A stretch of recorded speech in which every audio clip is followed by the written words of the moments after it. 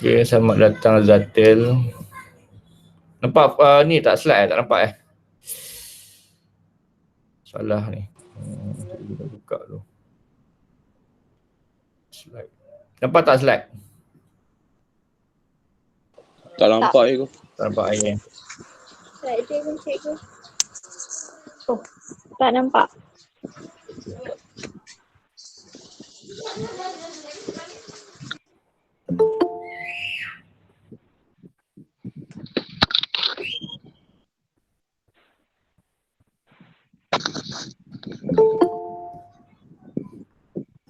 Okay.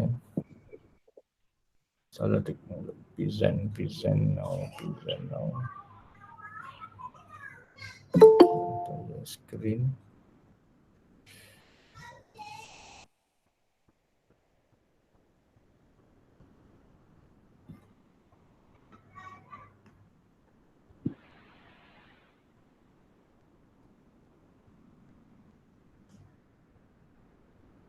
Terus try zero.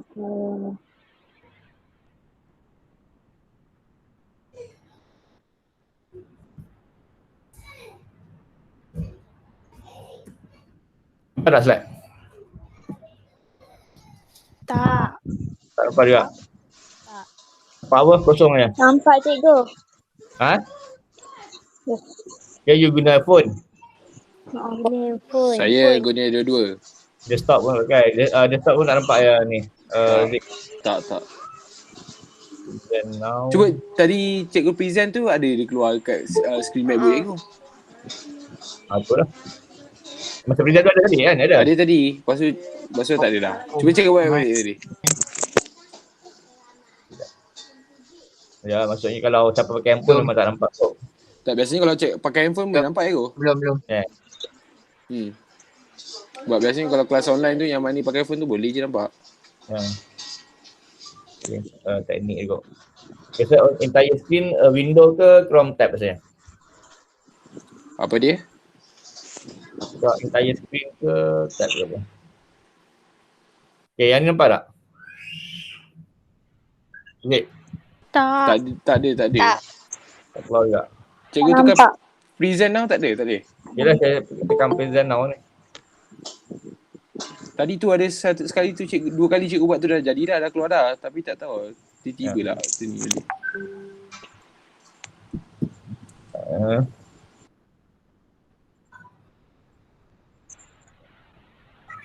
Dia kena buka dulu ni apa. Keynote. Yang ni nampak tak pak? Sekejap belum.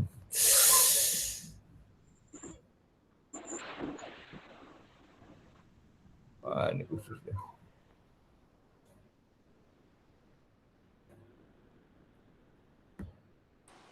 Ni dah okey dah. Boleh nampak dah.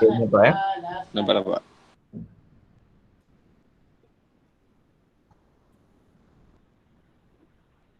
Okay, ni nampak? Nampak.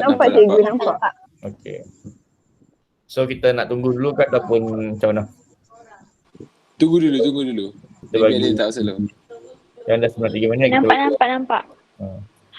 Nampak ada ya. baru dengar suara Dayah, lama tak dengar. Bilik dah kemas sikit tapi sabut lagi lah dalam kan. Banyak sangat barang kan.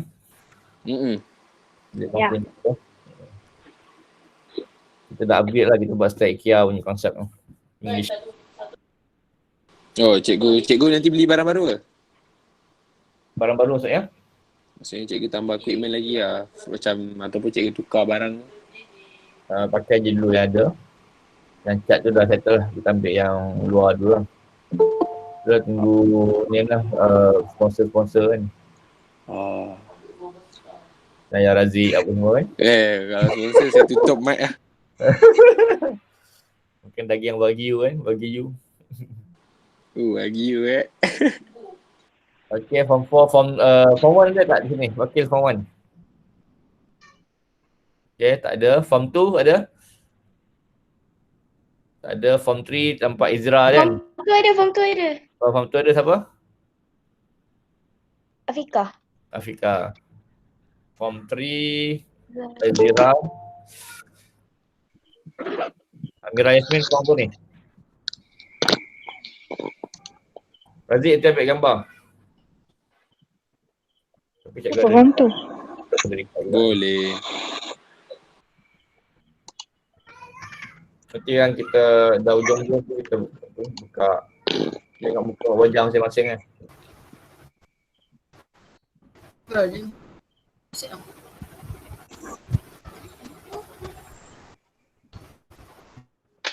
Okay, sini kita boleh mulakan insyaAllah. Dah 7 orang. Okay, bismillahirrahmanirrahim. Dah boleh mula.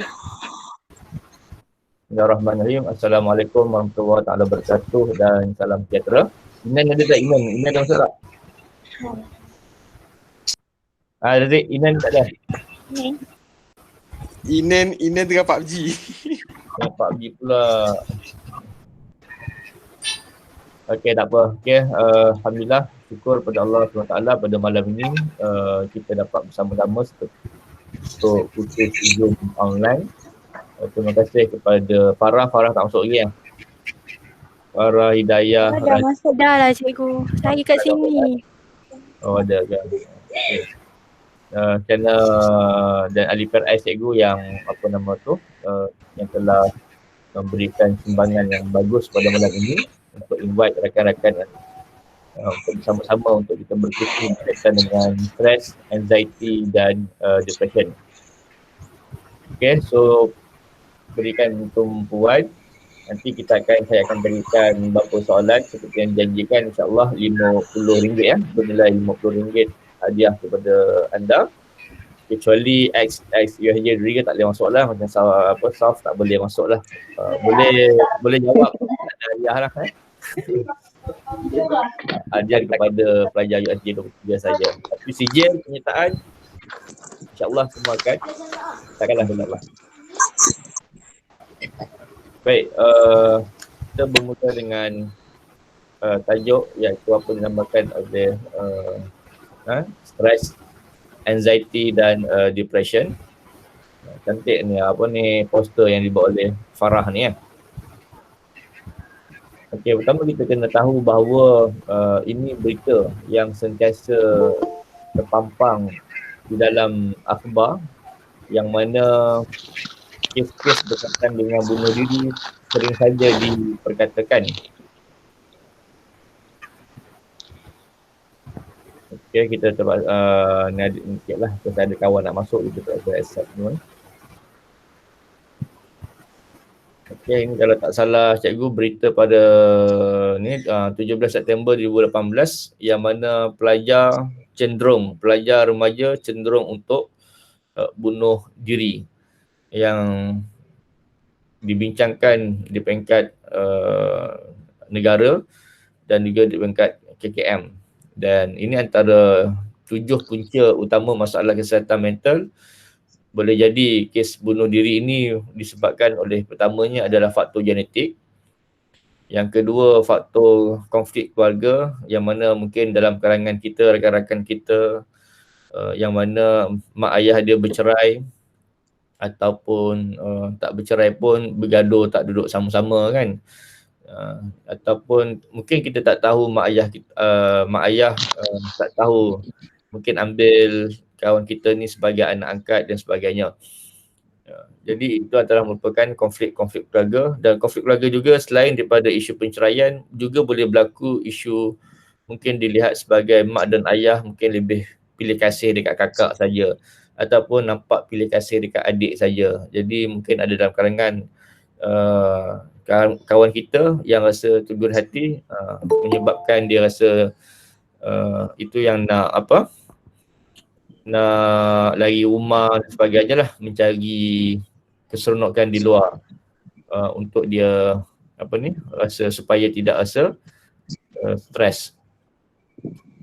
Okey, yang kedua adalah berkaitan dengan isu banyak alami cabaran sukar, rendah harga diri dan kurang kemahiran daya tindak. Ini contohnya kita di luar sana ada juga kawan-kawan kita yang mungkin wajah dia penuh dengan jerawat, jadi dia rasa macam malu sangat. Muka dia banyak dengan jerawat, jadi dia rasa macam rendah diri. Ataupun dia rasa disebabkan oleh kulit dia mungkin gelap daripada orang lain, so dia rasa rendah diri. Ataupun mungkin rambut dia kerinting, ataupun mungkin badan dia nampak cabi, jadi dia rasa malu, rasa takut dihina dan sebagainya. Okay. Seterusnya adalah berkaitan dengan sejarah hidup ataupun tragedi seperti kehilangan orang disayangi. Boleh jadi masa sejarah hidup pahit ni boleh jadi masa dia duduk masa kanak-kanak dulu, dia mungkin mangsa kena bully, mangsa kena mangsa penderaan oleh ayah dia, ataupun mangsa seksual sepupunya, ataupun mangsa seksual keluarga dia, dan menyebabkan dia rasa trauma dan sebagainya lah.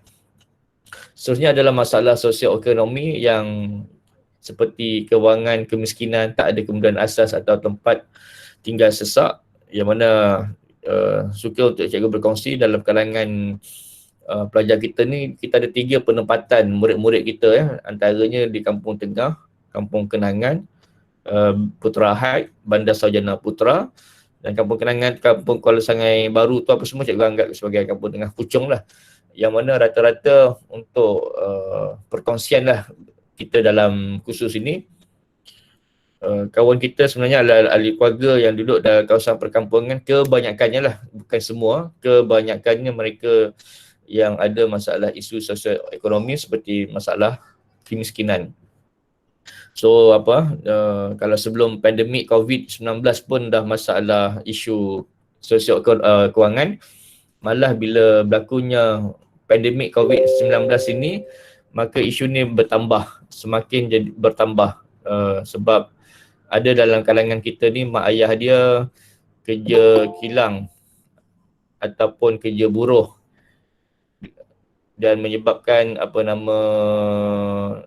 bila COVID ni tak boleh bekerja, jadi dia kena berhenti kerja. Bila kena berhenti kerja, kenalah tak adalah duit, dan menjejaskan affected lah kepada kawan-kawan kita nak pergi sekolah, nak beli makanan, beras tak ada. Dan ada dalam kalangan murid-murid kita yang di sekolah ini, dia tak perlu untuk kita nyatakan nama dia, cukuplah kita untuk empati dan simpati saja, yang mana dalam kalangan pelajar-pelajar keluarga yang ada mungkin dia makan sehari sekali saja, yang mana mungkin makanan dia pun nasi putih berlaukkan Maggi misalnya. Ada yang yang hanya makan nasi saja, ada yang makan roti saja, yang mana mungkin kita rasa macam tak wujud lagi dekat negara ini, tapi sebenarnya masih ada. Ada juga dalam kalangan di luar sana tu, kalau isu kemiskinan, ada orang yang kita selalu dengar dalam cerita, dia pakaian itu sehelai kan, tampal-tampal kalau kita tengok TV sebagainya, tapi sebenarnya berlaku juga sebenarnya dalam kalangan kawan-kawan kita dekat sekolah ni, yang mana pakaian dia itulah selai dia. Maksudnya kalau dia pakai seluar sekolah, maka bila dia balik, itulah seluar untuk dia buat berjalan, untuk dia tidur. Dan malam tu mungkin dia tukar satu seluar yang lama, dia jadikan seluar pendek untuk dia tidur, dan seluar yang dia pakai siang tadi tu dia basuh, and then dia jemur dengan harapan esoknya kering. Dan kalau kering dia pergi sekolah, dan kalau seluar tu tak kering dia tak ke sekolah. Dan kalau kita tengok video-video yang mana kes-kes seperti kan, ada kisah yang mana cikgu disiplin marah dia kan, rotan dia, dan kemudian bila siasat rupanya dia berkejar-kejar semata-mata nak tukar kasut sekolah dengan adik dia. Jadi sebenarnya ianya berlaku dalam kelompok kawasan komuniti sekolah kita.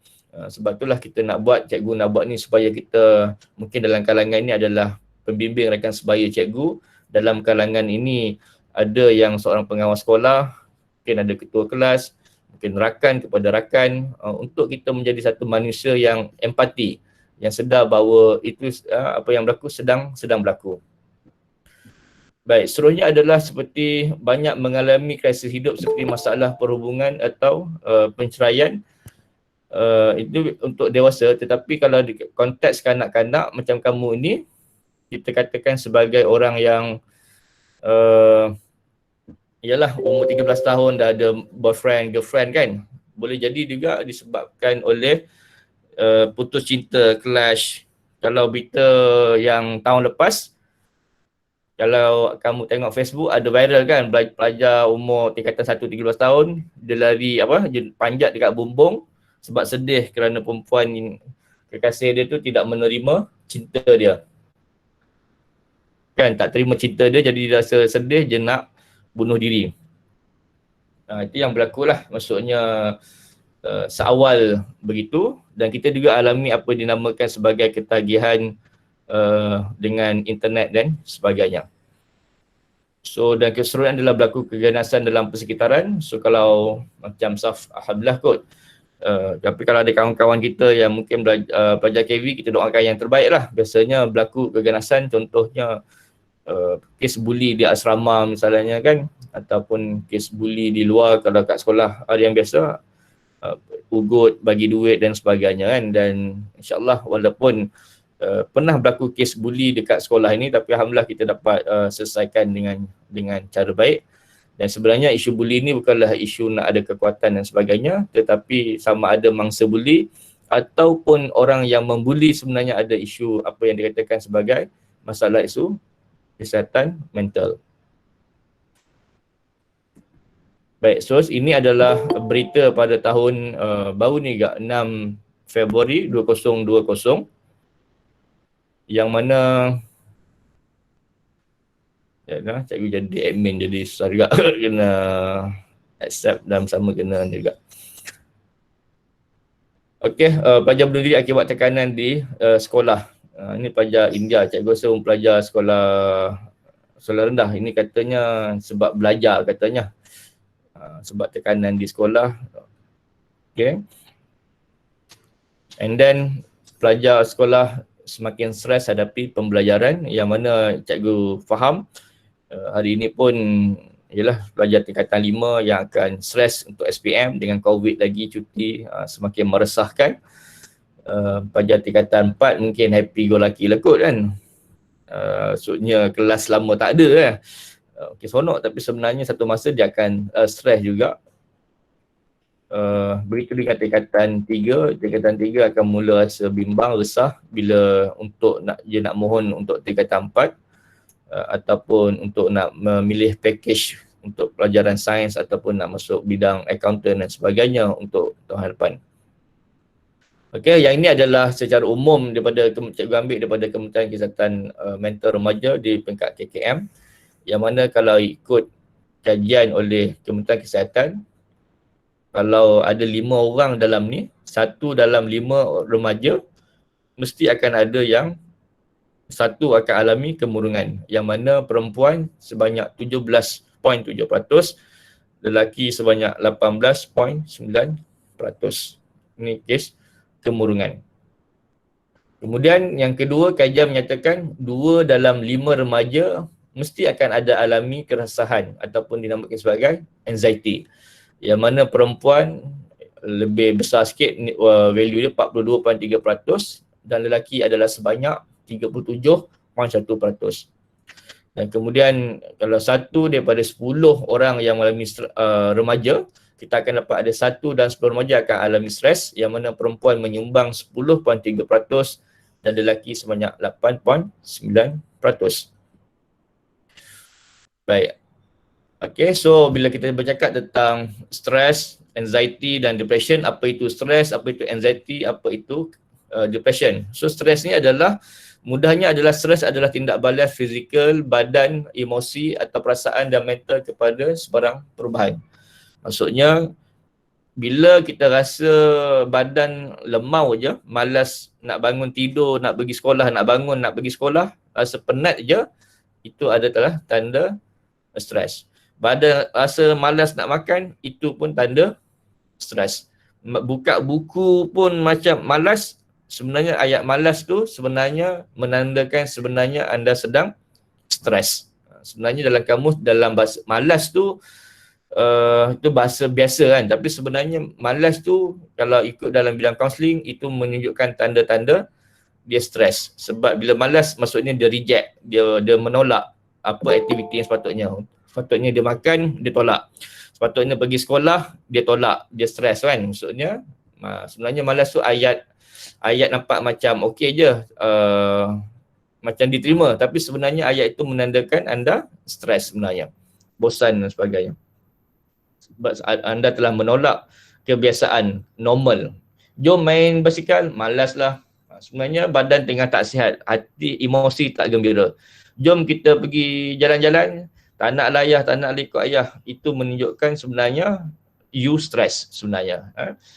Baik, kenapa anda stres? Sama ada kalau ikut poster ni dia kata sama ada itu disebabkan oleh diri sendiri. Mungkin harapan yang terlalu tinggi. Kalau keluarga mungkin berlakunya konflik rumah tangga, kewangan ataupun tragedi. Dari segi pekerjaan mungkin beban kerja. Ya, cikgu hormat, cikgu respect dan cikgu kagum sebenarnya ada dalam kalangan kamu ni, pelajar-pelajar murid SMK UIG 23, untuk pengetahuan semua, ada juga dalam kalangan rakan kamu sebenarnya dia sambil dia belajar dia juga bekerja part time. Kerja sama ada kerja car wash, sama ada dia kerja di restoran, semua tu dia buat untuk dia nak survive, untuk bantu keluarga mereka yang mungkin miskin, dan apa nama tu, memang Allah ujilah. Maksudnya nak tak nak memang kita kena faham dia mesti stres juga, sebab dia memikul dua tanggungjawab yang sepatutnya bukan tanggungjawab dia untuk bekerja, tetapi dia bekerja. Okey, baik. Walaupun di luar kita nampak, alah cikgu je kerja tu nak duit je, nak beli top up dan sebagainya. Ya, kita mungkin nampak secara luaran, tapi kita tidak tahu apakah cerita sebenar di sebalik dia bekerja tu. Ni sebenarnya dia bekerja tu mungkin untuk faktor menyara keluarga dan sebagainya. Okay, and then tanda-tanda stres kita akan nampak ya. Ni contoh yang sebelah kanan tu, dia akan rasa letih sangat, keterlaluan. Letih memang, malas, muka monyok aja kan. Kalau dalam kelas tu dia memang, yalah, kalau cikgu tengok, kawan tengok pun macam tak seronok. Sebenarnya dia bukan menunjukkan rijal, tapi sebenarnya dia sedang stres. Kalau orang tak faham, orang akan nampak dia ni mengada-ngada dan sebagainya, tapi sebenarnya dia sedang stres. Kemudian ada sakit kepala, itu mudah cepat marah, gelisah. Kemudian kalau tidur malam tu memang susah nak tidur malam. Gelisah, pusing sana, pusing kanan, kiri, tak boleh tidur. Itu sebab menandakan dia sedang stres. Kita bersama kita juga ada Muzammil, pelajar USG 23 yang sedang melanjutkan pengajian di UIA Kuantan. Terima kasih Muzammil turut serta bersama. Okey, gangguan tidur ni dia lebih daripada sebulan. Kalau you ada lebih daripada sebulan dia susah nak tidur, itu tanda you stress. Dan ramai yang kata bila dia tak boleh tidur, dia main game dan sebagainya, itu simptom-simptom awal lah. Maksudnya dia denial ataupun cuba untuk melarikan diri daripada masalah yang sebenar. Kemudian perubahan selera makan, mula tak suka makan yang berkhasiat, lebih suka makan keropok, jajan yang tak berkhasiat. Kemudian yang paling ketara adalah tingkah laku agresif. Sebab itu kalau isu-isu disiplin, kalau cikgu tengok, kalau ada rakan-rakan kamu yang melakukan tindakan disiplin, cikgu anggap mereka ni sebenarnya sedang alami apa dinamakan sebagai stres. Bukanlah sebab nak melawan pun, tapi sebenarnya yang kita stres, yang mana pihak kaunseling, unit kaunseling dan pimpinan sebaya, cikgu, pengawas sekolah kena faham. Kita bukan tak perlu terlalu marah ataupun kita judge mental bahawa dia ni bermasalah, tapi sebenarnya mungkin mereka sedang alami stres yang perlu kita bantu sama-sama. Okey. Sekarang ni boleh faham stres ni? Ada nak tanya tak? Hello, anda bersama saya? Tak ada cikgu, tak ada. Tak ada, Boleh. Tak ada cikgu, tak ada. Alright. Yang kedua adalah berkaitan dengan anxiety. Anxiety ni adalah berkaitan dengan bermaksud resah. Resah kat sini bukan resah macam resah biasa-biasa. Resah kat sini bermaksud you resah, you menangis, you tak tahu sebab apa you menangis. You resah, you tak tahu sebab apa you resah. Dia tiba-tiba tau. Dia rasa macam tak boleh nak control. Itu maksud resah kat sini ya. Anxiety dekat sini. Okay, dia akan rasa serang panik. Serangan panik ni maksud tiba-tiba you stop dan you punya badan rasa shaking, menggigil. Dan you tak tahu macam mana nak stop. You menangis dan menangis. Kenapa aku menangis ni? Lepas tu bila orang cakap sabar, istighfar, lagi you marah dia. Ketahuilah kalau kawan kita sedang alami anxiety ni, janganlah sebut sabar. Apa yang you perlu buat adalah sebenarnya suruh dia tarik nafas, relax. Jangan sebut sabar sebab bukan dia tak nak bersabar, dia tak boleh nak kontrol diri dia masa tu. Okey, tangan rasa sejuk, suka nak bernafas. Dia bila nak bernafas pun dia akan rasa gelap. Dia macam berada tempat bilik yang gelap. Dia lemah, macam ibarat dia masuk dalam air tu dia lemah. Macam rumah terbakar. Itulah keadaan orang anxiety ni. Lepas tu mulut dia kering, otot dia rasa ketat, macam keras sangat kan. Lepas tu belakang tu dia akan rasa macam panas-panas, kepala pening, bernafas dengan laju, berasa lesu dan letih, suka nak tidur malam. Kemudian kalau kita bercakap dengan kawan kita yang anxiety ni, bila kita bercakap 1-2 minit, lepas tu dia tak boleh fokus. Terus dia macam dah hala tempat lain dah. Dia tak ada berada dalam kita, perbualan kita. Dia akan keluar.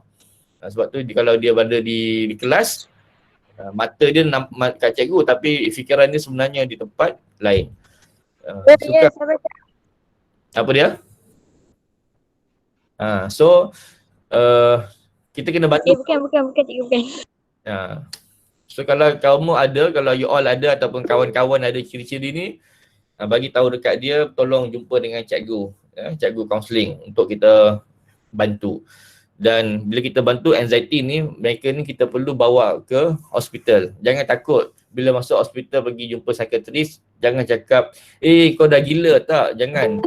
Gila tu satu perkara je.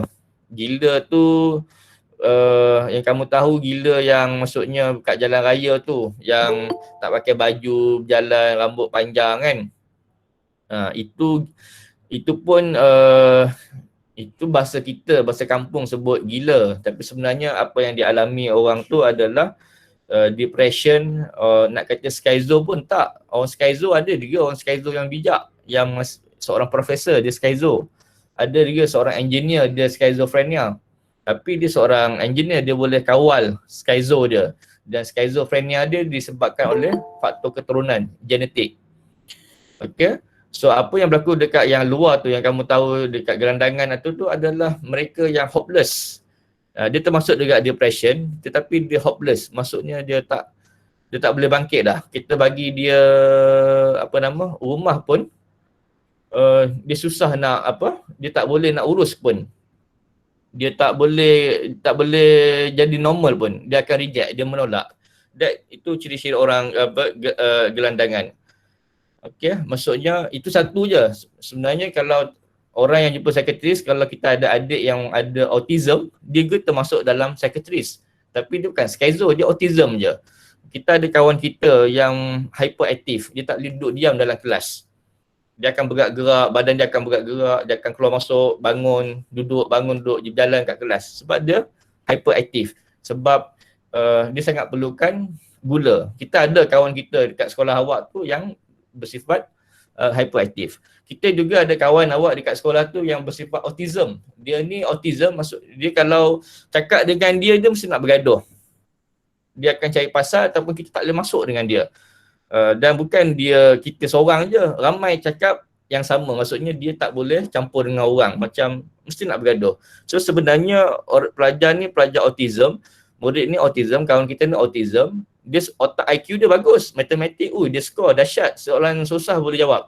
Tetapi bila bercakap dengan kita, dia akan bergaduh, akan berkonflik. Jadi itulah ciri-ciri orang autism yang mana apa nama tu, dia tak boleh nak ada kemahiran bersosial antara satu sama lain manusia. Itu problem dia. Itu memang normal life dia ke dalam tu. Tak boleh nak memahami orang lain. Baik. Kemudian apa lagi kawan kita dekat sekolah tu yang autism, dia akan buat kelakuan tingkah laku yang lain daripada orang lain yang normal lah. Maksudnya biasa kalau kita kita kutip sampah, kita akan kutip mana yang kita nampak sekali je kan. Tapi kawan kita akan satu-satu dia kutip. Dan benda tu bukan sampah pun kadang-kadang, tapi dia ambil benda tu memang kita tengok lain lah. Bukan orang biasa bukan cara orang biasa. That abnormal punya tingkah laku. Jadi kita kena faham dia. Baik.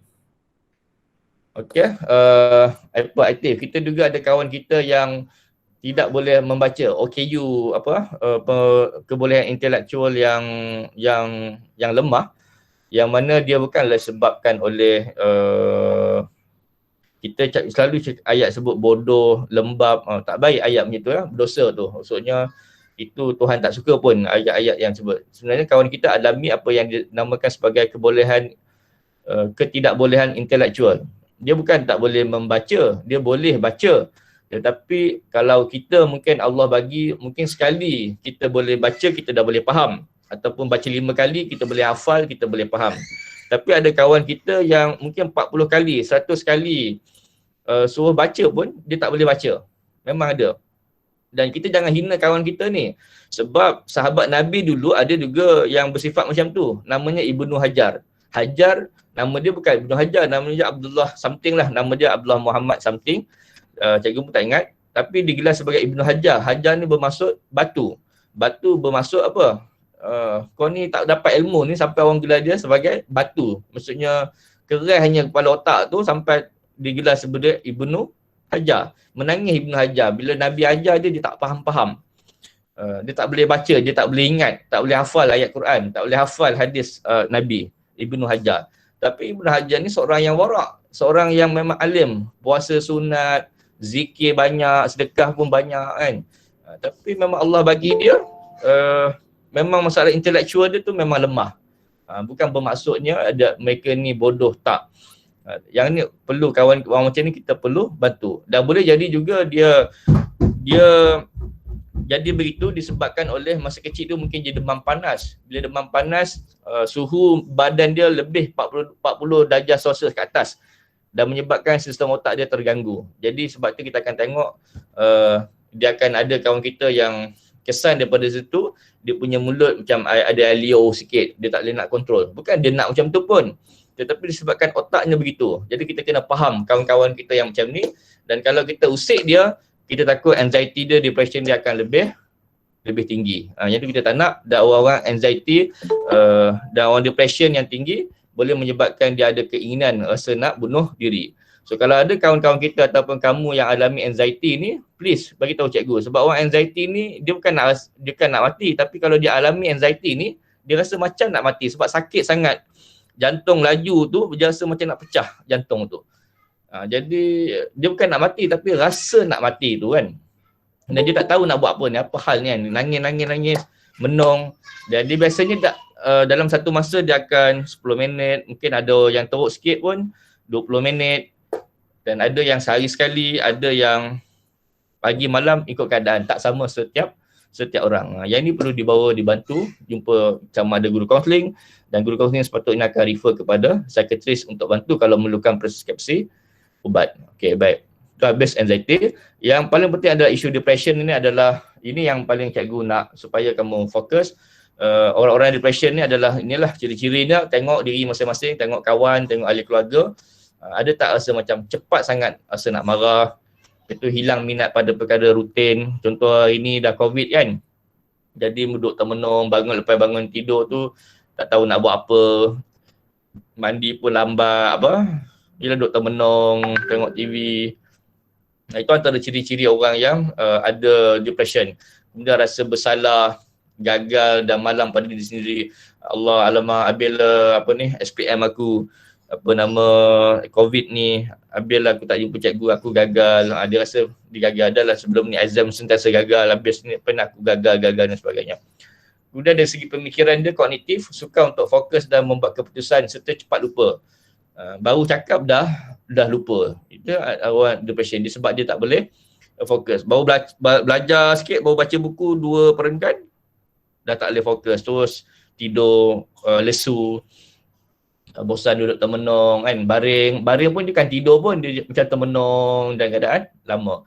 Hilang selera makan, sedih yang berpanjangan, kemudian tak boleh tidur tu macam-racau, mungkin ada mimpi-mimpi yang ngeri, mimpi yang menakutkan.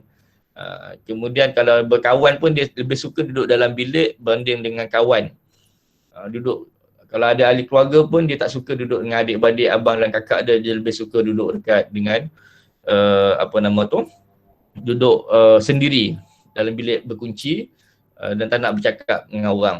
Kalau kat sekolah pun, walaupun sepatutnya ada kawan ramai happy, dia memilih untuk mengasingkan diri dia, isolate. Dia bukan seorang pendiam, tapi sebenarnya dia seorang yang mengasingkan diri. Ada beza tu orang yang pendiam, pemalu dengan orang yang sebenarnya dia cuba untuk mengasingkan diri dia.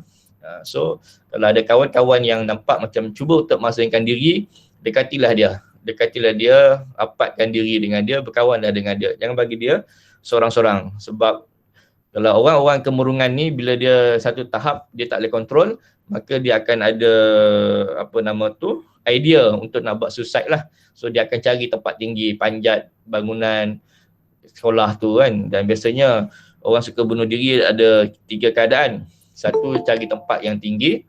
Kedua, dia cari tempat yang boleh digantung. Yang ketiga, jambatan lah. So itu antara tempat-tempat popular untuk orang-orang nak bunuh diri. So kita tak naklah, na'udzubillah min zalik, kita mohon semoga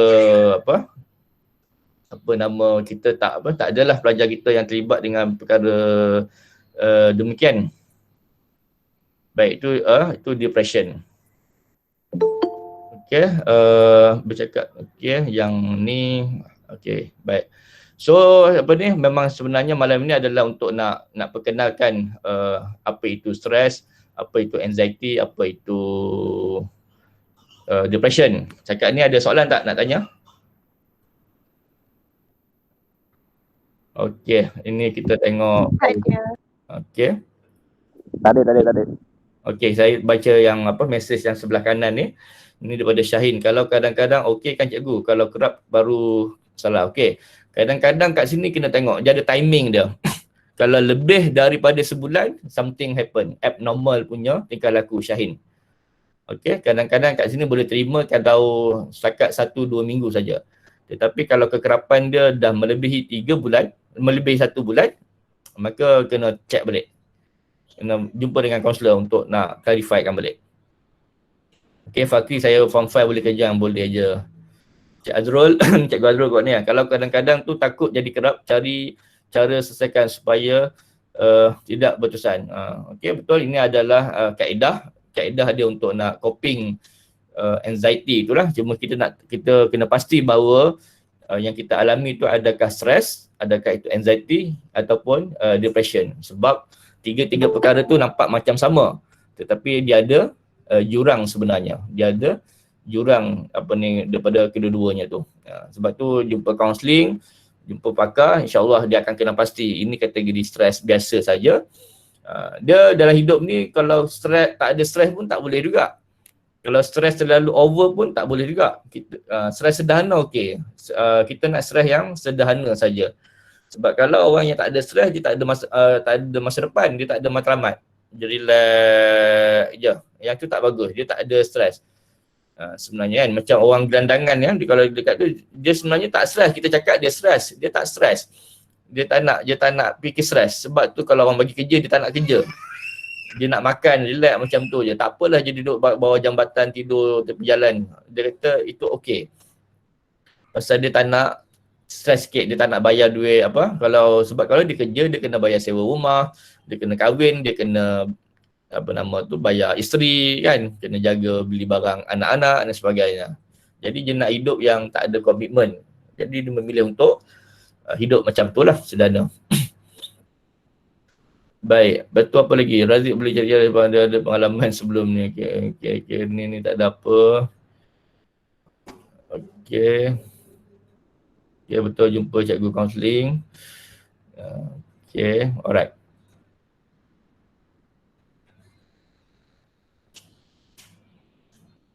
Okey, alright. Saya ada soalan?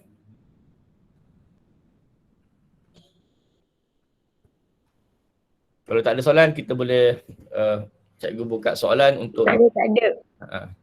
Okey, Lahir Muzammil tanya ni. Lahir Muzammil kata, adakah faktor spiritual mempengaruhi kemurungan?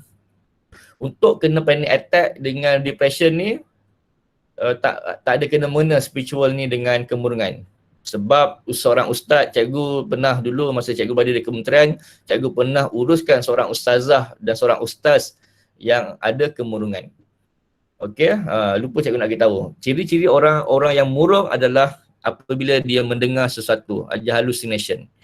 Dia dah mula dia kata dia ada kawan. Tapi kawan tu bukan manusia tapi makhluk halus. Dia dengar suara. Katakan Ali kau pergilah sana, kau pergi bunuh diri, kau pergi panjat sana. Kalau kau panjat kau akan berada di syurga, kau ada tempat yang indah. Tu suara yang halus. Pergilah tempat sana, sangat indah. Sebenarnya nak suruh tujuan bangunan. Kau terjunlah, kau terbanglah daripada bangunan ini, nanti kau akan rasa jumpa kebahagiaan selama-lamanya. Itu suara. Dan orang depression juga ada delusion, dia nampak. Dia akan nampak. Dan biasanya memang akan ada konflik. Orang depression ni dia akan cakap itu gangguan jin, setan dan sebagainya lah. Mula-mula dia jumpa ustaz baca ruqyah, tak jadi-jadi juga. Sebab ada beza antara orang depression dengan orang yang histeria tu. Ada beza. Okay. Jadi ada kes yang mana jumpa ustaz berpuluh-puluh tahun dah jumpa tok ustaz, dia kata jumpa tok guru Harun Din lah, guru tak semayang kamu, apa berubat tak settle-settle, jin ni kuat kata kan. Sampailah sebenarnya, alhamdulillah sebenarnya almarhum tok guru Harun Din anak dia seorang pakar, doktor. Dia kata jumpa psikiatris baru sebenarnya dia adalah depression, kemurungan. Bukanlah dia kena gangguan jin tetapi sebenarnya kemurungan. Okay, dia kemurungan. Jadi ustaz dengan ustazah pun tak terkecuali. Seorang kaunselor pun ada juga kes cikgu jumpa kaunselor pun terlibat terkena juga serangan anxiety ataupun depression tu kan. Maksudnya penyakit ni dia tak kenal sesiapa. Kalau tak betul cara urus, maka dia boleh di-attack dia. Sebab kena faham, penyakit depression ni bukan semata-mata masalah sosial sahaja. Dia boleh jadi disebabkan oleh genetik, keturunan, disebabkan hormon dalam badan kita, yang mana mungkin kita ada penyakit yang hormon yang lemah, yang menyebabkan bila berlaku satu masa, timing, maka dia boleh kena. Bukan kita nak pun, tanyalah sesiapa pun, ustaz ke, ustazah ke, ataupun orang yang sakit murung, dia pun tak nak murung, siapa nak murung tu. Tetapi disebabkan penyakit tu datang mungkin disebabkan faktor genetik, ataupun juga faktor cara dia berfikir. Dan kebiasaannya lah, cikgu tak kata benda ni mutlak. Kebiasaannya antara ciri-ciri orang yang bersifat ada kena anxiety dengan depression ni, dia adalah seorang yang suka menyalahkan orang lain lah. Dia ada konflik dia, semua salah orang lain. Tak ada salah dia. Tapi beza pula dengan orang anxiety ni pula, walaupun macam begitu dia nampak salah orang lain, tetapi dia seorang yang disebabkan oleh semua masalah orang tu dia dengar, dia baik sangat kan, dia mendengar apa yang masalah kawan-kawan dia, mak dia cerita, ayah dia cerita, masalah semua cerita kat dia. Dan akhirnya satu tahap dia tak boleh nak tampung dan menyebabkan dia pun kena anxiety tu, diserang anxieties. Sebab tu dia kena ada knowledge untuk nak atasi ilmu ni kan. Yang penting adalah kita tahu, untuk malam ini you tahu kedudukan you berada di mana. Apa itu anxiety, apa itu depression. Kalau tak ada, alhamdulillah. Tapi kalau ada kawan, tolong bagi tahu. Kalau you ada ciri simptom-simptom tu sikit, jumpa cikgu. Jangan lama. Sebab kalau anxiety dia mula dengan stres biasa, kemudian anxiety bila tak diurus dengan baik, ada orang dia stres saja dan depression, ada orang je anxiety dan depression, ada orang anxiety pun ada, depression pun ada. Dia tak sama setiap individu. Dia Dia bergantung kepada setiap orang. Okey, kemudian kena faham kawan-kawan kita yang ada anxiety ni dan orang kemurungan kena hati-hati. Sebab ramai orang cakap orang anxiety ni mengada-ngada. Kalau kita tak faham dia, orang cakap dia ni mengada-ngada, nak pay attention. No, tak ada siapa pun sebenarnya individu nak saja-saja nak buat benda untuk yang dikatakan sebagai nak attention tu. No, dia tak apa ni. Itu adalah stigma lah. Yang itu yang kita tak boleh nak bantu, kita akan cakap mengada-ngada lah. Orang ni, kau ni ngada-ngada lah, nak perhatian kan. Yang ni silap ni. Maksudnya kita selalu suka judge orang tu bila apa-apa masalah kita akan hukum dia lah macam tu, nak mengada-ngada dan sebagainya.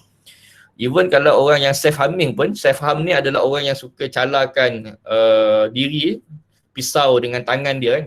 Pisau dengan tangan tu, itu bukanlah depression, tapi itu adalah kategori masih di bawah anxiety, yang mana dia seeking for help. Nak tahu beza antara orang anxiety, kan ada kawan-kawan kita yang update status nak mati kan. Kalau dia update status nak bunuh diri tu, itu bukan depression lah. Itu dia masih di bawah kategori anxiety.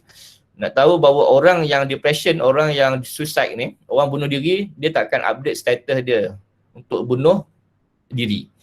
Okay? Sebab orang yang nak bunuh diri, dia siapa-siapa pun tak tahu. Tahu-tahu dia bunuh diri saja. Banyak kes yang tadi kita tengok tadi dalam kata akhbar tadi kan, yang pelajar India tu, dia mati tu dia tak ada siapa pun tahu bahawa dia bunuh diri. Dia tak ada status mana-mana pun. Dan biasa bunuh diri ni dia ada note dia ada nota saja. Tu beza, susah kita nak tahu. Tapi kalau dia rasa nak mati, nak bunuh diri, yang tu kita perlu bantu. Tapi cakap pasti dia bukan lagi dia nak bunuh diri. Orang nak bunuh diri, dia diam je. Tak ada siapa-siapa pun tahu. Tapi kalau dia ada kawan kita yang jenis calakan tangan dia kan, lepas tu dia update saya kat IG ke, dekat Instagram apa ni, bagaimana kat mana-mana lah, kat WhatsApp dan sebagainya. Itu adalah seeking for help, maksudnya dia nak kita bantu, tolong dia. Naluri dalam hati dia kata, tolong bantu aku. Tapi bukanlah maksudnya dia bermasalah. Kita pula selalu cakap, teruknya dia ni, apa ni, oh ini kufur ni nak mati bunuh diri ni, tak ya. So saya bagi tahu pada kamu semua bahawa kalau ada kes mati bunuh diri, dia bukanlah termasuk orang yang mati bunuh diri yang Allah laknat tu. Dia tak sama. Kalau orang depression ni dia lain. Orang depression ni sama dengan yang mana Allah kita bagi tahu dalam hadis Nabi, orang yang akalnya ditarik. Jadi macam contoh syarat sah solat pertama mesti akal yang waras kan. So kalau akal yang waras, kalau akal dia tak waras, maka tertariklah hukum wajib solat dia tu lah. Jadi orang depression, kalau ketika itu dia tak boleh kontrol diri dia disebabkan oleh hallucination dengan delusion, maka dia terlepas daripada hukum bahawa dia sebagai hukum mukallaf tu tadilah, sebab dia depression. Kalau bahasa kampung kita gila tu lah maksudnya. Tapi tak tepat pun ayat tu. Dulu tak belajar ilmu tak belajar perubatan, jadi tahu gila je. Tapi sekarang ni kita dah ada ilmu, kita tak sebut dia sebagai gila lah, sebagai sakit mental tak waras, maka hukum tertariklah hukum wajib solat ke atas dirinya. Jadi kalau dia mati bunuh diri, maka ulama fatwa kata dia bukan jatuh bunuh diri, bukan kufur namanya, sebab oleh sakit mental dia tu. Dan ustaz pun ada. Okey, Zul Iskandar kata, adakah stres ni adakah ia manipulate our mind until muncul sifat malas, and macam mana nak slowly keluar daripada kepompong anxiety akibat daripada tak ada support, terutama daripada orang yang terdekat. Okey, sebab tu dalam kaunseling yang pertama sekali adalah kita perlu kenal diri kita dulu. Type personality kita. Sebab tu cikgu di kaunseling kat sekolah tu daripada form 1 sampai form 5. Kalau awak perasan, tiap tak tahu nasihat cerita tentang personality. Kenal diri, kenal diri. Sebab daripada kenal diri tu yang sebenarnya kita akan boleh tahu ciri-ciri kita. Contohnya, kalau ada buat ujian personality yang mana melihat kepada trait personality tu bersifat agresif. So bila orang agresif ni, sudah tentulah dia ni akan bertindak fizikal dia, cara berfikir agresif, akan pukul orang, akan merosakkan barang dan sebagainya. Dan kalaulah trait personality dia rendah, bermaksud bagi dia tak agresif, tetapi dia pasif, dia pendiam. Jadi dia akan jadi mangsa buli pula. Dan sebaiknya adalah orang yang sederhana. Sama ada agresif ke sederhana ke tinggi, itu tak apa. Yang penting dia tahu dia dekat mana. Sebab kalau dia trait agresif pun mungkin disebabkan faktor genetik. Ayah dia seorang pemarah, mungkin tentera. Dan automatik memang seorang yang garang, kasar. Okey, jadi kalau kita tak urus, tak kenal diri kita, dalam keadaan kita layan personality tu, kita tak kontrol diri kita, maka kita boleh mencederakan orang lain. Kita cederakan mungkin mak kita sendiri, mungkin kita cederakan adik kita ataupun kawan kita disebabkan kita bawa trait personality yang agresif tu tadi. Jadi kita akan berkasar dengan orang lain. Okay, baik. Okey, kemudian yang kedua Zul, maksudnya selain daripada kenal personality, okey, cara berfikir. Dan cara berfikir ni perlu ada latihan. Dan perlu melalui counselling. Memang susah sebab bila tabiat, pangai kita, sikap kita dah lama membesar 15 tahun, 16 tahun dalam keadaan macam tu, tiba-tiba nak change, memang satu perkara yang mencabarlah, cabaran yang berat. Walau bagaimanapun kita kena belajar. So apa-apa pun sebenarnya untuk mengubah diri kita tu, nak jadi kurang stres adalah how you perceive the world. Cikgu bagi analogi, cikgu suka contoh bagi analogi. Kalau ada satu pantai kosong yang tidak pernah dilalui oleh orang lain. Kalau seorang engineer, dia tengok pantai tu, apa yang dia buat? Dia nak buat satu pembangunan, dia buat bangunan building. Kalau dia seorang businessman, dia akan tengok pantai tu tempat dia melancong, tempat dia buat hotel untuk dapat duit. Tapi kalau kita tanya orang seni, mungkin dia akan jadikan tempat pantai tu tempat dia relax, bertenang dan sebagainya. Dia akan rasa tenang, tempat tenang. Jadi semua orang akan hadapi benda sama, tengok perkara yang sama, tetapi apa yang membeza kita adalah cara kita respon orang tu yang berbeza. Sesuatu konflik tu, semua orang alami pernah bercinta. Cikgu sendiri pun pernah dulu bercinta zaman remaja dulu, masa sekolah menengah. Tetapi bagaimana pernah putus cinta juga. Tetapi bagaimana, kenapa orang yang putus cinta yang ini dia boleh move on, kenapa orang yang ni tak boleh move on? Because oleh disebabkan cara kita respon konflik itu tersebut. Cara kita faham di sebalik apa yang berlaku. Kamu bagi SPM, kamu you SPM. Kalau saya juga pernah lalui SPM. Saya juga dulu pernah lalui, dulu tak ada lama PT3 lah, PMR. Kalau gagal ke lulus ke, kita semua pernah lalui sama. Tetapi adakah kita nak jadikan cara kita perceive the world tu loh, kita nak respon. Sama ada kita nak give up ataupun sebenarnya kita nak tambah baik untuk jadi orang yang lebih baik. Baik, itu satu. Tak apa Zul, nanti boleh PM tepi kalau saya macam tak berhati. Okey, sakinah kita, adakah dengan memendam perasaan akan mengakibatkan seorang itu kemenangan? Ya betul, Nurul Sakinah. Ini juga boleh merupakan kaedah, boleh kalau sebab itu dalam konsep WHO untuk membantu orang mental health ni, orang yang depression, kita suruh dia share. Tolong share, sila berkongsi. Dan memang bila berkongsi ni ada cabaran pula, boleh percaya ke kawan-kawan, cikgu dan sebagainya.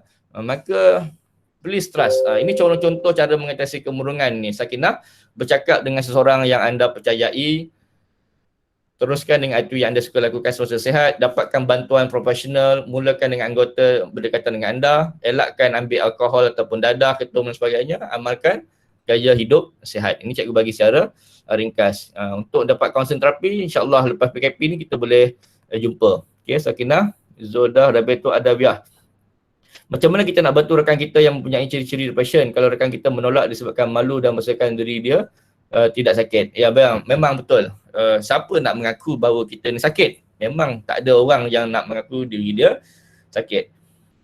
Apa yang kita boleh buat bantu adalah kalau dia tak nak, so bagi je nama dia tu dekat cikgu. Nanti cikgu tahulah macam mana cara nak bantu kawan anda tu lah. Sebab jangan biar dia melarat, diam. Tak apa kalau dia sembarang, kau ni tak boleh percayalah, kenapa kau bagi tahu cikgu Taufik? Tak apa, bagi je cikgu kaunseling, tak apa. Sebab saya sebagai kaunselor, memang tugas kita untuk bantu dia dan kita akan bagi faham dan jelas kenapa kita perlu bantu dia dan dia perlu dibantu. Sebab kena bagi.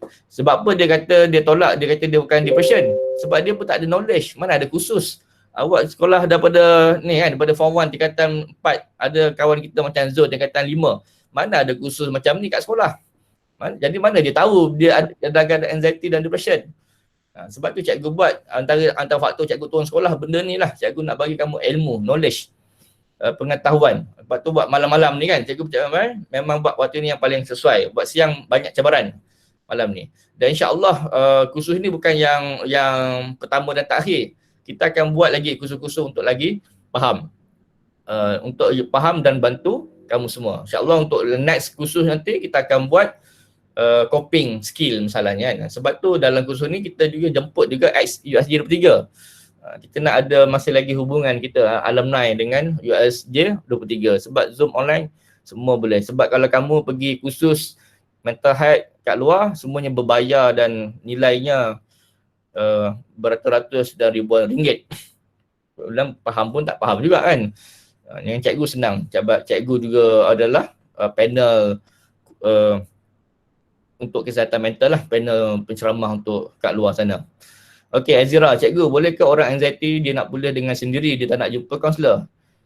Boleh tapi susah sebab kalau tak ada knowledge. Dia tak ada knowledge. Kalau dia anxiety yang kalau dia ada anxiety ni ada level Azira. Dia ada level rendah, sederhana, tinggi. Kalau dia level rendah, insya-Allah dia boleh urus dengan baik. Tapi kalau dia level dia sederhana dengan tinggi, dia takkan boleh, susah sikit nak coping. Kalau dia dapat, yalah memanglah semuanya Allah bagi. Tapi kalau tak pulih dengan betul, macam demam lah. Kan demam. Boleh je, memang boleh baik sendiri demam ni. Ada masa kita makan Panadol, beli je dekat paracetamol kat luar tu kan. Panadol tu brand kan, paracetamol tu. Boleh je ubah. Okey.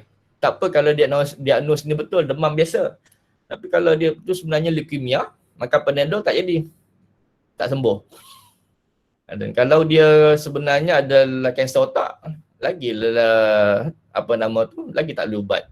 Jadi adalah sebaiknya kalau ada ciri-ciri anxiety ni jumpa dengan kaunselor untuk kita bantu sebab bila orang anxiety dan depression ni antara masalah dia adalah dia rasa keseorangan. Tak ada orang faham dia, dia pun tak faham orang pun tak faham dia. Tapi sebenarnya orang cuba nak bantu dia tapi tak tahu cara nak tolong dia.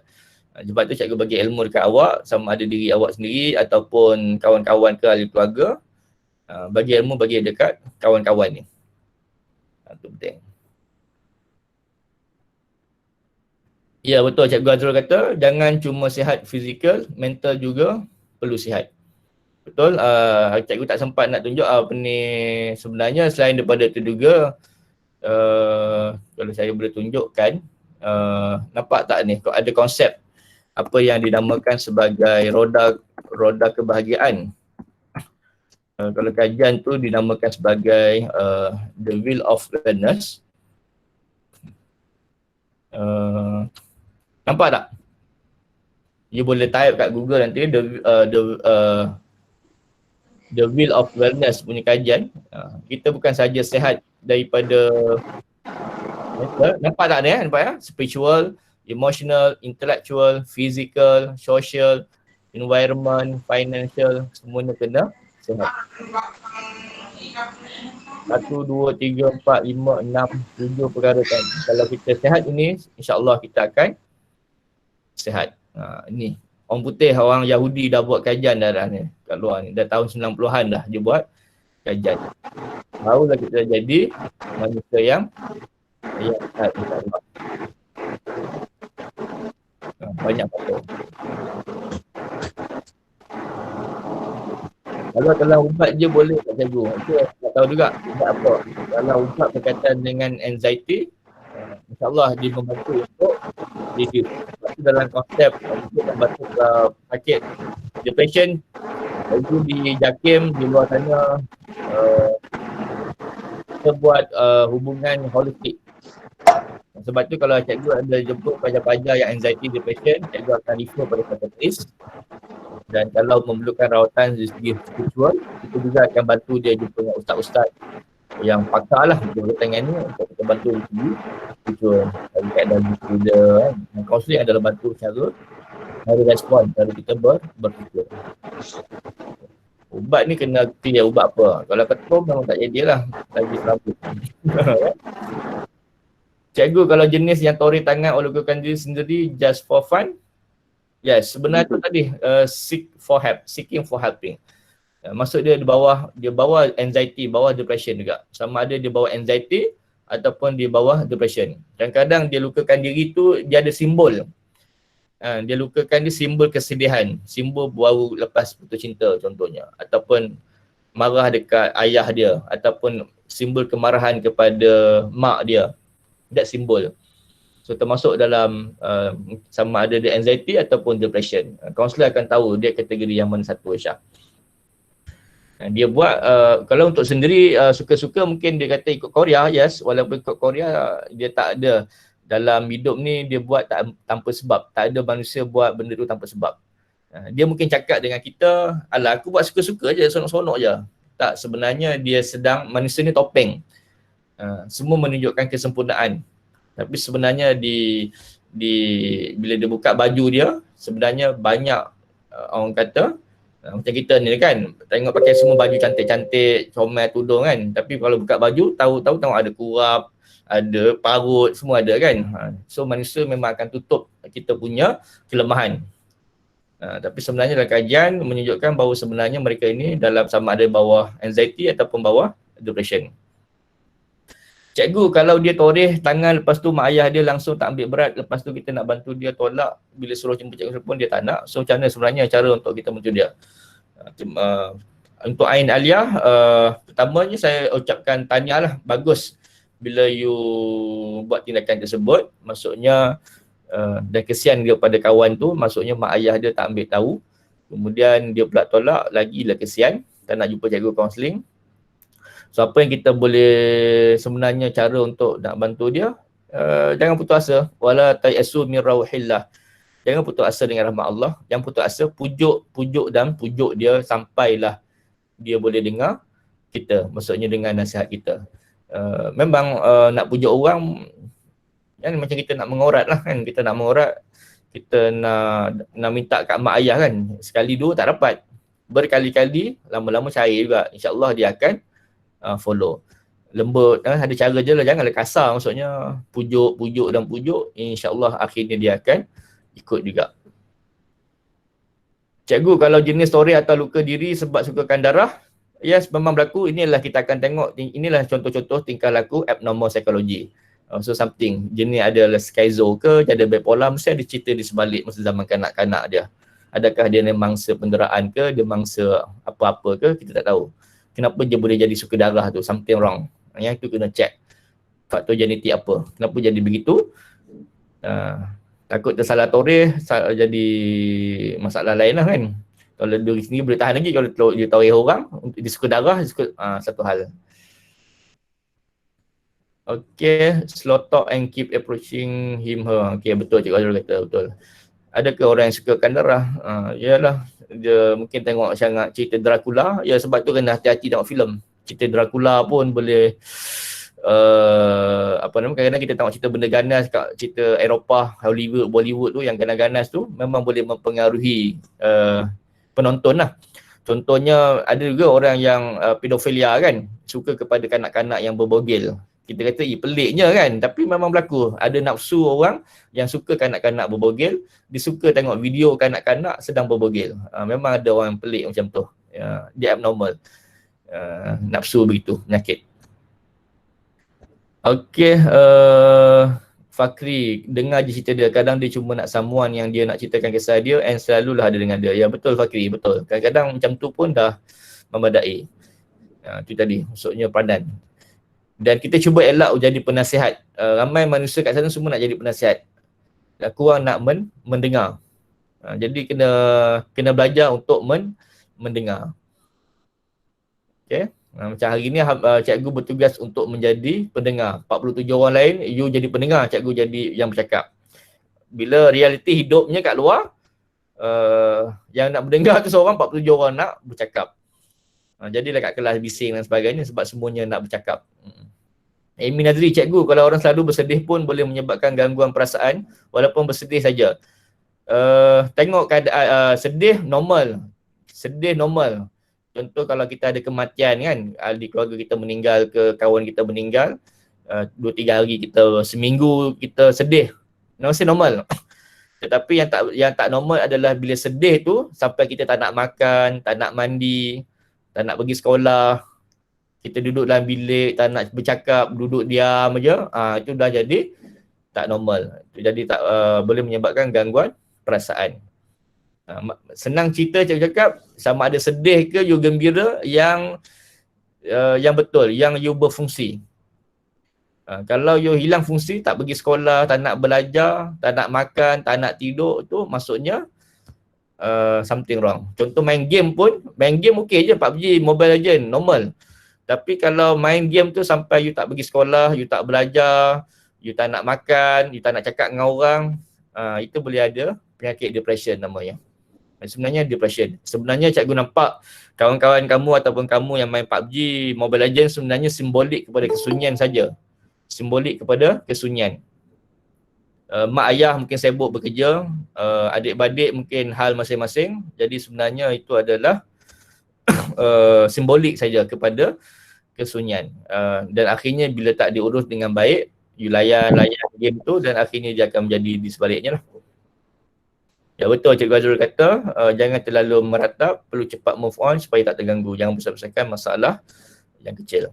Itu antaranya lah. Alright.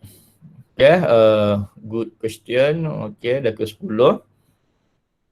Okay, cikgu, kalau seseorang itu dia merasakan diri dia depressed tapi dia try hard, sorok and just tunjuk dia happy go lucky, ini dinamakan orang denial. Memang ada orang yang macam ni.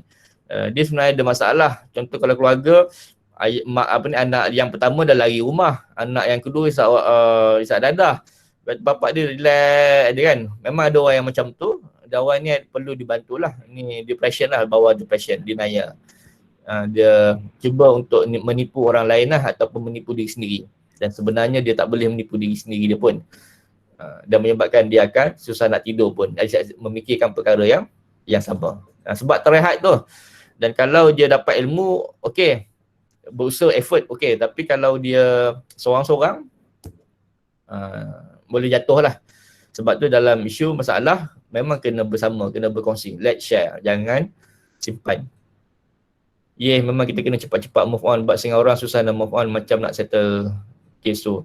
Macam mana nak settle case tu. Ya betul Fakri, sebab tu cikgu ulang balik, apa-apa pun balik kepada your personality type. Setiap orang tu unik. Memang falsafah kaunseling ni, manusia tu unik.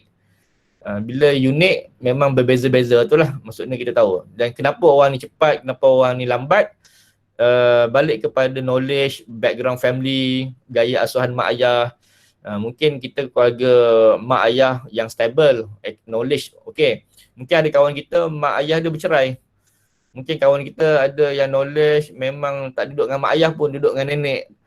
Jadi dia berbeza-beza, jadi memang tak sama lah. So memang perlu dibantu, memang perlu perkhidmatan kaunseling insyaAllah. So cara nak settle tu memang tak boleh berseorangan lah, kena jumpa pakar lah, jumpa kaunselor, jumpa kawan yang bagus, insyaAllah. Aziz Aiman, what is actually depression? Sebab Aziz ni baru masuk, jadi nantilah kita buat siri yang kedua kan. Aziz Aiman baru masuk, jadi memang tak tahulah depression tu apa kan. Kita cerita panjang lah.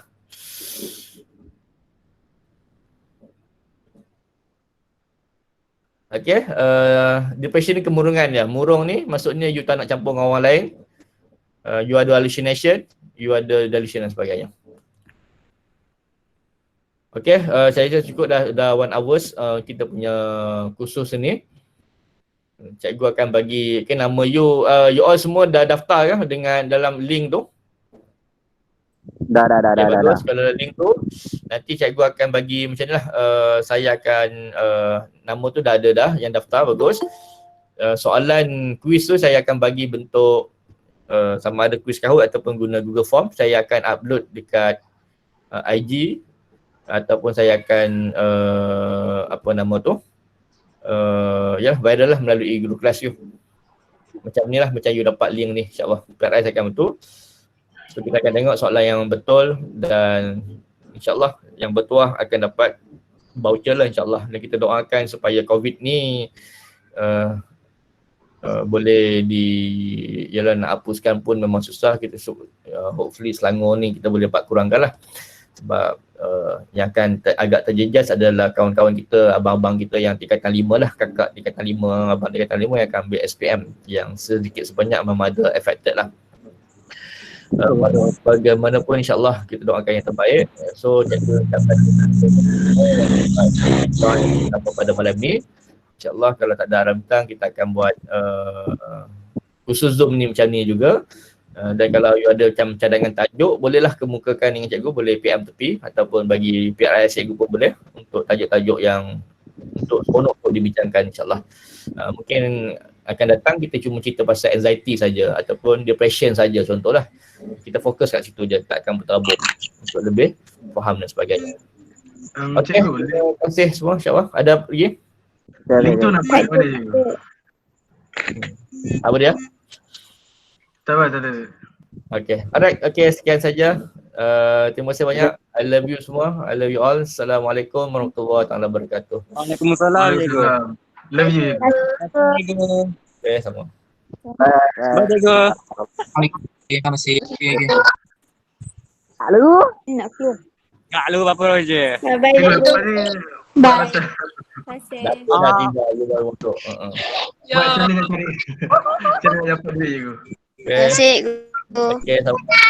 Okay. Ain. Kalian siap. Dah sibuk ke? Okay. Wow. Subscribe. Sakai Rafik. Tempat. Bagi kat YouTube Malay Song Lirik. Terima kasih cikgu. Empat lagi subscribe. Nanti apa dia. Cikgu, Subscribe. Ya. saya cakap you. Subscribe. Okay. So guys, subscribe. Ya. Cikgu, saya nak buat duit cikgu. Ya, esok. Buat tajuk saya nak buat duit. Kita nak buat duit ni. Macam nak jadi kaya. Online. Cikgu jangan lupa subscribe. Subscribe my channel. Boleh. Subscribe aku juga. Hakim tak payah. Subscribe tu. Nak jadi artis kat jago Rafik.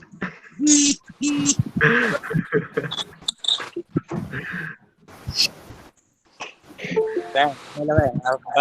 Apa ni item bonus tu? Terima kasih cikgu. Nak jom. Okay. Kenapa tak ada lagi? Okay, semua boleh live. Jangan lupa subscribe ya guys. Assalamualaikum.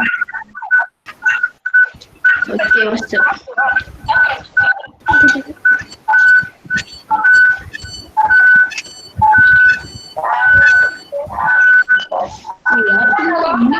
Aku buka mic kalau tidak dengar. Cikgu. Apa tu? Ada ni. Woi, Syah meet up Wan.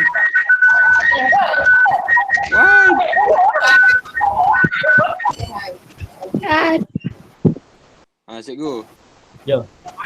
Okay, actually kita punya Google Meet ni dah sampai target lah kita. The biggest target. Alhamdulillah. Tahniah. 50%. Saya dah screenshot lah. Nice. Aziz ni, Syahrin kata cikgu dah live sebab tu saya masuk.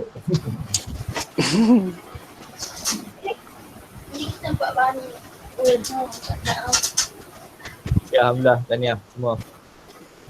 Baik aku. Malam ni terbaik aku. Good job. So maybe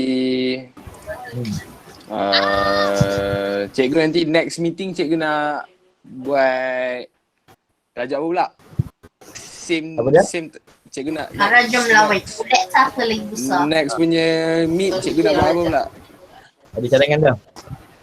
Entahlah. Nanti cikgu fikirkan sama ada pasal kerjaya ke ataupun pasal boleh lagi kita fokus ke apa dia, kita mana nak coping dia kan. Tadi tu macam apa, dah orang kata apa, tango je. Banti. Cikgu nak bagi terlalu deep, nanti dia orang pun tak apa nak kan. Betul. Si Wan tak relax kan buat TikTok tu.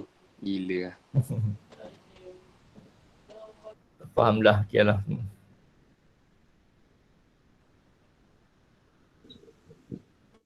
Okay, so video pendek tak ada orang lagi, tak boleh lagi kan? Tak sempat PKP. Wan Syah bila lagi video pendek?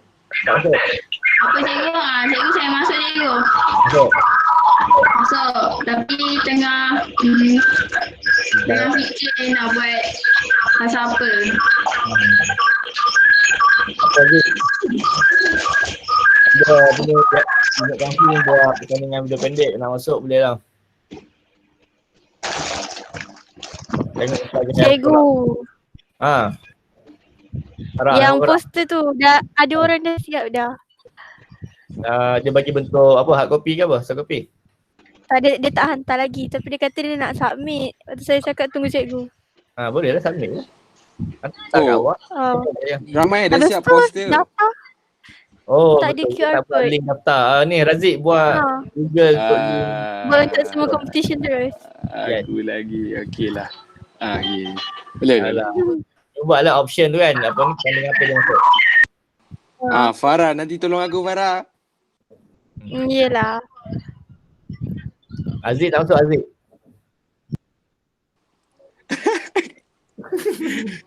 Farah, Aziz tak ada kontak. Kenapa saya? Saya dah ajak Aziz ni tapi dia diam je. Dia, bukan kerja ada desktop, dia cuma handphone dia tak ada kan. Saya dah chat dekat IG dah. Saya dah bagi link, saya dah bagi. Betul? Dia tak reply. Tak ada data. Tak tahu dia. Ya. Dah ada boleh chat ni, dia mesti pakai wifi. Aziz pengawal Aziz. Saya Aziz juga. Dia pun Aziz juga. Awak Aziz handsome. Tu Farah dah bagi tahu dah tu. Aziz lah.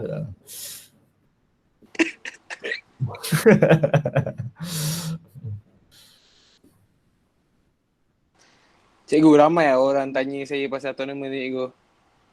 Tu jawab apa? Ada yang chat pasal tersilap team lah. Dia jadi register. Tapi just nak tanya lah confirmation apa. Yang pasal register tu. Nanti kita buat register baru ke macam mana? Tak ada pakai ajian tu. Yang tu. Sebab ada yang tanya saya, ada yang tersilap register, dia termasuk team lain. Tak apalah. Itu masalah dia lah kalau mana-mana pun. Dia nak main tu. Dia merayu-rayu kat saya. Saya pun pening nak buat. Tak apa-apa pun kita tunggu MCO ni lah. After MCO ni. Nak kena azan dah.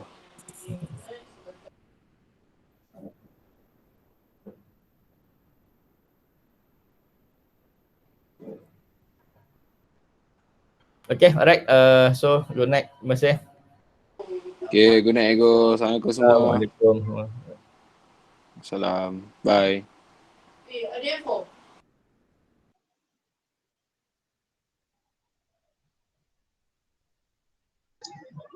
Gila awal berjoget. Bodoh.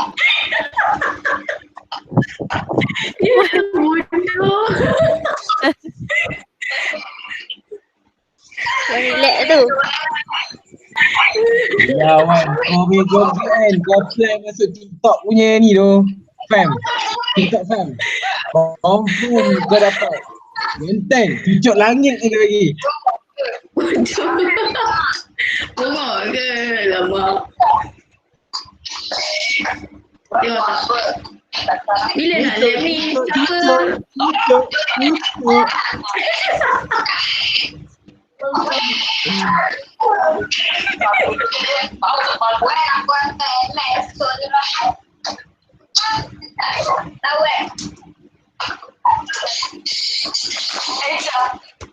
Dah, goodbye semua. Assalamualaikum. Nah. Bye. Weh, kenapa korang left? Uish, buat tutup mic.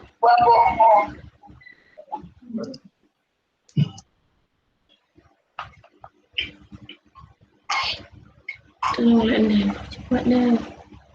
Ni seorang je lagi.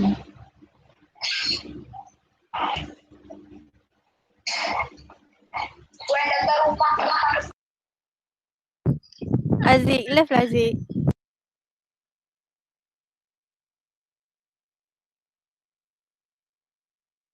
Lelaki mohon left. Lelaki mohon left. Nak tengok something tak? Left lah. Tak, ada limba. Duduk. Ada limba dalam kotak. Belanja lah. Jom, belanja. Jom. Lagi. Sabar.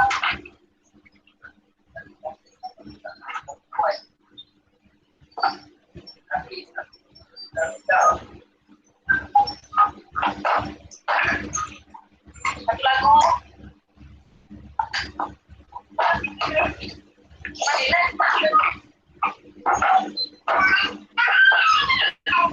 Izzati main. Betul tu main. Yes, semua dah keluar. Okay, semua jom party, buka cepat kamera, cepat. Weh, join cepat meet balik. Amira, join meet balik Amira. Itu ikut lah, Wan.